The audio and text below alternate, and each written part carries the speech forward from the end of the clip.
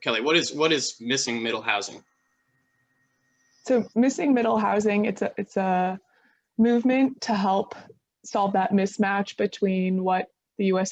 housing stock currently has in place, and then what we're seeing with shifting demographic, graphic needs in walkable neighborhoods. So we're looking at a range of housing. It's somewhere between the scale of single-family homes and mid-rise homes. So it includes everything from accessory apartments, townhouses, cottage houses, smaller multifamily buildings.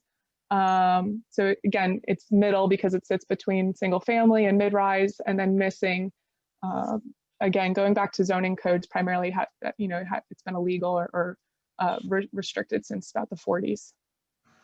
And you mentioned walkable neighborhoods, and a lot of the density on Long Island is somewhat pushed against because we already have issues with transportation and congestion.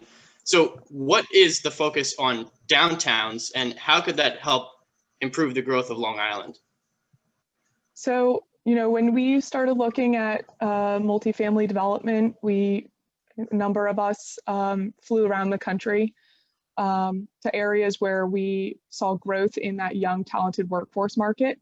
It was areas like, Seattle, Atlanta, Portland, Oregon, Portland, Maine, obviously the boroughs. Why are they moving there? And it wasn't necessarily because it's cheaper. I lived in a shoebox in New York for my first few years out of college. But those areas offer amenities, walkability, vibrant, active communities. You can walk out your front door in the morning, walk to work, grab a coffee, get a beer with friends on the way home.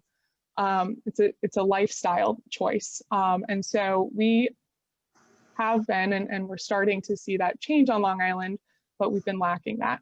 And so if we take a look at Long Island, when big box stores started popping up, they popped up along major roadways and highways, and it really sucked the demand out of our downtown centers. So we saw big declines in our local downtown economies as these mom and pop stores started drying up.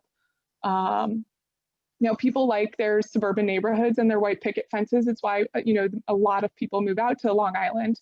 And then, as you had mentioned before, we have such an extreme lack of natural resources left, raw land. So trying to protect both of those, leaves us with our downtowns where we're looking to densify. And so putting in densified housing in these downtown areas helps promote walkability, putting feet on the street, increasing the support of the local economy growth. And